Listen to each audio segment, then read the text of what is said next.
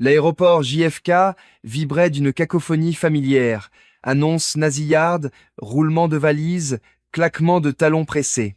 Les odeurs de café tiède et de désinfectant se mêlaient à l'air recyclé, saturé d'anticipation et d'urgence. Pourtant, dans un coin isolé près d'une baie vitrée donnant sur le tarmac, une femme noire était allongée sur le sol froid, recroquevillée contre le mur. Amira, ses yeux clos ne trahissaient pas le sommeil, mais un épuisement qui semblait avoir drainé son âme. Deux petits corps, Io et Benny, ses jumeaux de 6 ans, se serraient contre elle sous une couverture usée, tachée par des années d'usure. Leurs bonnets tricotés, effilochés aux coutures, glissaient sur leur front. Leurs chaussettes dépareillées laissaient entrevoir des orteils gelés. Ils respiraient doucement, blottis dans la chaleur fragile de leur mère.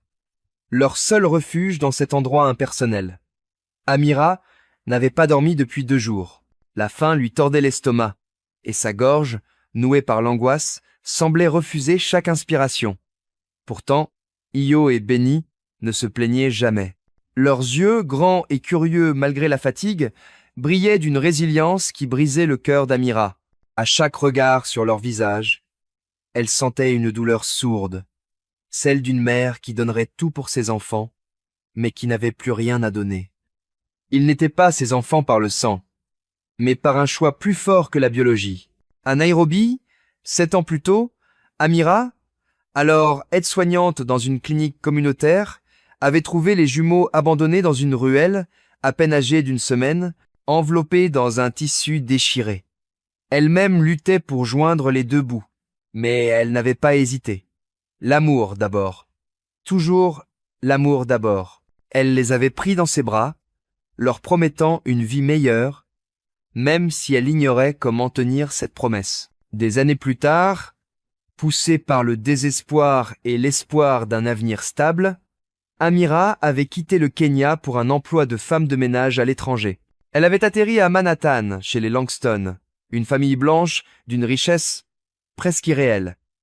Leur maison, un penthouse aux lignes épurées, était aussi froide que ses occupants. Les sols de marbre scintillaient. Les murs immaculés semblaient repousser toute trace d'humanité. Amira y travaillait sans relâche.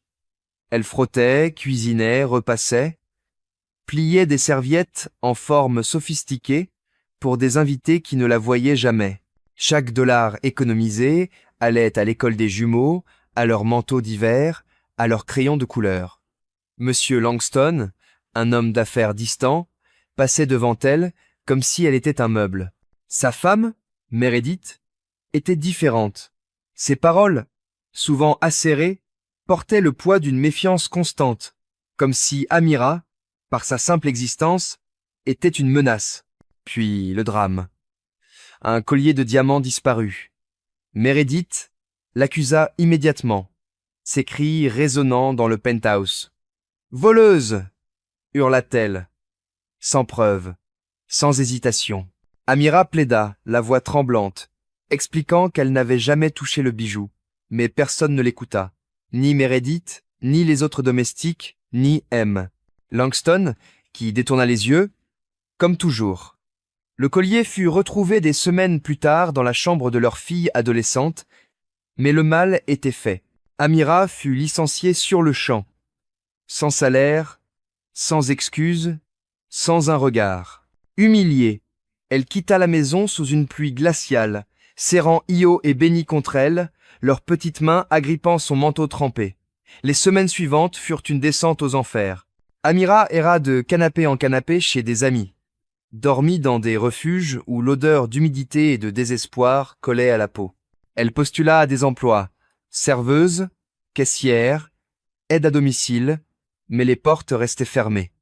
Les regards des recruteurs glissaient sur elle, comme si elle n'existait pas. Ses économies, patiemment accumulées, fondirent pour une nuit de soupe chaude ou un billet de bus.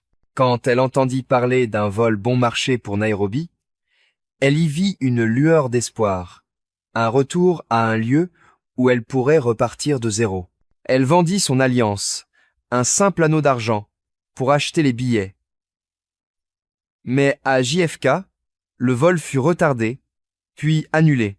Sans bon d'hôtel, sans bagages, sans carte de crédit, Amira s'effondra sur le sol de l'aéroport, son corps tremblant d'épuisement. Io et Benny, serrés contre elle, murmuraient. « Ça va, maman. On t'aime. » Elle cligna des yeux pour retenir ses larmes. « Je suis désolée, mes bébés, » murmura-t-elle, la voix brisée. « Maman a essayé. J'ai tellement essayé. Les voyageurs passaient. Indifférents. » Certains lançaient un regard curieux. D'autres détournaient les yeux, gênés. Un homme, costume impeccable et téléphone à la main, prit une photo en ricanant doucement, comme si Amira et ses enfants étaient une anecdote amusante à partager. Personne n'offrit de nourriture. Personne ne demanda si elle allait bien.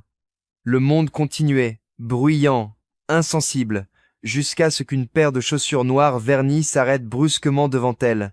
Amira n'ouvrit pas les yeux tout de suite. Io s'agita sous la couverture et murmura. « Maman ?» Lentement, elle releva la tête. M. Langston se tenait là, impeccable dans un costume taillé sur mesure, une mallette en cuir à la main. Son visage, habituellement impassible, était blême, ses yeux écarquillés de choc. Le cœur d'Amira s'emballa. Un mélange de peur et de colère. Était-il venu pour l'accuser encore? Pour l'humilier davantage? Elle se redressa, protégeant instinctivement les jumeaux, sa voix rauque et tremblante. « Non, s'il vous plaît, non. » Mais il ne parla pas tout de suite. Il s'agenouilla, un geste si inattendu qu'il semblait déplacé, et pour la première fois en 3 ans, il la regarda dans les yeux. « Amira !» murmura-t-il, la voix chargée d'une émotion qu'elle ne lui connaissait pas. Elle serra les mâchoires, la honte et la fureur bouillonnant en elle. « Oui !» répondit-elle, presque un défi. Il déglutit, son regard glissant vers les jumeaux. Il les reconnut, les grands yeux d'Io, toujours curieux malgré la fatigue. Le sourire timide de Benny, qui semblait chercher du réconfort dans le moindre geste de sa mère. Il les avait vus une fois, sur une photo qu'Amira gardait près de l'évier, un cliché flou, qu'elle caressait parfois en nettoyant. « Que t'est-il arrivé ?» murmura-t-il, presque à lui-même. Amira sentit une vague de rage monter. « Ce qui m'est arrivé ?» Sa voix se brisa, un cri étouffé par des années de silence. « Tu m'as laissé tomber. Ta femme m'a accusé, m'a traité de voleuse, et tu n'as rien dit. Vous m'avez pris ma dignité, mon travail, tout ce que j'avais construit pour eux. » Elle désigna les jumeaux, ses mains tremblantes. Un silence lourd s'installa, comme si l'aéroport tout entier s'était figé. Les voyageurs continuaient leur course, indifférents à ce face à face. Mais quelque chose changea dans l'expression de Langston. Ses épaules s'affaissèrent, son regard s'adoucit, comme s'il voyait enfin la femme derrière la domestique. « Je suis désolé, » dit-il. Les mots simples mais lourds, presque arrachés. Amira le fixa, déchiré entre larmes, colère et incrédulité. Io frissonna sous la couverture, ses petits doigts serrant le tissu. Langston fouilla dans sa poche, sortit sa carte d'embarquement, mais au lieu de partir, il dit « Viens avec moi ». Elle cligna des yeux, méfiante. « Quoi ? Je suis sérieux, Amira. Lève-toi. Tu ne dormiras pas sur ce sol une nuit de plus. » Il se redressa et lui tendit la main, un geste hésitant, presque maladroit. Amira ne bougea pas. Cette main tendue ressemblait à un piège, à un mirage. « Tu plaisantes, » murmura-t-elle, la voix amère. « Tu crois qu'un pardon et une chambre d'hôtel effaceront ce que vous m'avez fait? Ce que le monde m'a fait? » « Je sais que non, » répondit-il doucement. « Rien ne peut effacer ça, mais je veux assumer mes responsabilités, si tu me le permets. » Benny s'agita, sa petite voix étouffée. « Maman, j'ai froid. » Ses lèvres gercées, ses doigts tremblants, brisèrent quelque chose en elle. Elle releva les yeux vers Langston, cet homme qui, par son silence, avait contribué à sa chute. Mais dans son regard, elle vit autre chose. Pas de la pitié, mais une reconnaissance, comme s'il voyait enfin la femme, la mère, l'humaine devant lui. Tremblante, elle se leva lentement, serrant les jumeaux contre elle. Elle ne prit pas sa main, mais le suivit, ses pas lourds, incertains. Ils marchèrent en silence à travers l'aéroport, sous les néons blafards, les regards curieux ou indifférents des autres voyageurs. À la sortie, elle s'attendait presque à ce qu'ils disparaissent, comme un rêve éphémère. Au lieu de cela, il tendit une carte noire à un chauffeur en attente. « Où vous voulez ?» dit-il doucement. « Un hôtel, n'importe lequel, pour toi et les enfants, sans condition. » Elle ne dit pas merci, pas encore. Les mots restaient coincés, trop lourds. Le trajet jusqu'à l'hôtel fut silencieux, tendu. Amira serrait les jumeaux contre elle, comme un bouclier contre un monde qu'il avait trop souvent trahi. Langston, nerveux, réservait des chambres sur son téléphone. Une suite, pour elle et les enfants, une autre pour lui. À l'hôtel, une chaleur douce les enveloppa, contrastant avec le froid mordant de l'aéroport. Io et Benny, ébahis, fixaient les lustres scintillants, les tapis moelleux, les murs aux reflets dorés. Amira les borda dans un lit immense, leurs petits corps perdus dans des draps blancs impeccables. Elle s'assit au bord, trop épuisée pour parler, trop méfiante pour baisser sa garde. On frappa à la porte. C'était Langston, tenant 2 sacs en papier dégageant une odeur de poulet frit et de pain chaud. « À manger, » dit-il en les posant sur la table. Je ne savais pas ce qu'ils aimaient, alors j'ai pris un peu de tout. Les jumeaux dévorèrent nuggets, frites et riz au lait, leurs petites mains tremblantes s'agitant avec une avidité qui serra le cœur d'Amira. Puis, épuisés, ils s'endormirent, blottis l'un contre l'autre, leurs visages enfin apaisés. Langston resta silencieux jusqu'à ce qu'il dorme. Puis, il murmura « Tu avais raison ». Amira croisa les bras, son regard dur. « À propos de quoi ?» J'ai laissé Meredith empoisonner ma vision des autres. Sa colère, ses préjugés ont défini notre maison. Je ne l'ai jamais questionnée, parce que cela aurait signifié affronter ce sur quoi j'ai bâti ma vie. Le privilège, l'indifférence, le confort. Il baissa les yeux, comme s'il voyait pour la première fois le poids de son silence. J'ai laissé le monde te rendre invisible, Amira, et j'y ai contribué. Elle resta muette, la mâchoire serrée. J'ai vendu mon alliance pour leur billet, dit-elle enfin, la voix tremblante. J'ai tout donné pour leur offrir une chance, un avenir. Et toi, ta femme, vous m'avez pris le peu de dignité qui me restait. J'étais une ombre dans votre maison, une étrangère dans ce pays. Tu n'as jamais été une ombre, répondit-il, la voix basse, mais ferme. Mais je t'ai traité comme telle. Je le vois maintenant. Un silence pesant s'installa, chargé de tout ce qui n'avait jamais été dit.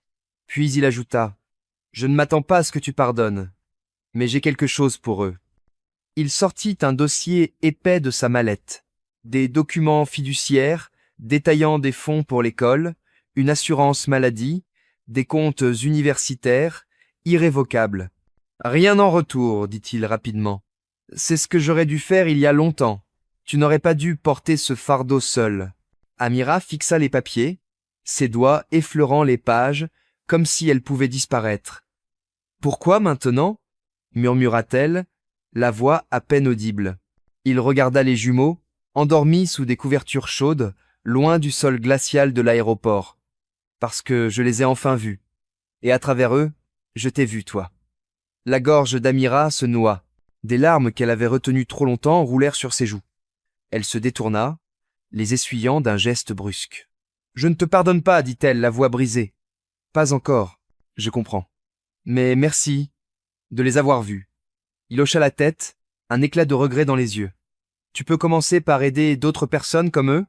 ajouta-t-elle doucement. « Pas seulement avec de l'argent, mais avec ta façon de voir, en écoutant, en reconnaissant. Je le ferai, promit-il. J'ai déjà commencé. » La nuit s'épaissit, enveloppant la suite d'une quiétude fragile. Amira s'adossa au mur, regardant Io et Benny dormir, leur respiration légère comme une promesse de paix. Ses doigts caressaient les documents bien réels, un pont vers un avenir qu'elle n'osait à peine imaginer. Pour la première fois depuis des années, elle expira, un souffle long et tremblant. Non pas parce que tout était réglé, les blessures, les injustices, les luttes restaient, mais parce qu'elle n'était plus invisible. Dans la douce lueur de la suite, un chapitre douloureux se refermait, laissant place à une lueur d'espoir, aussi ténue soit-elle. Si vous avez aimé cette histoire, n'oubliez pas de mettre un j'aime et de cliquer sur le bouton Abonnez-vous pour découvrir d'autres récits émouvants, dramatiques et inattendus. Dites-nous dans les commentaires d'où vous regardez la série. Nous sommes ravis d'avoir de vos nouvelles. À la prochaine, restez bienveillants, curieux et continuez à regarder.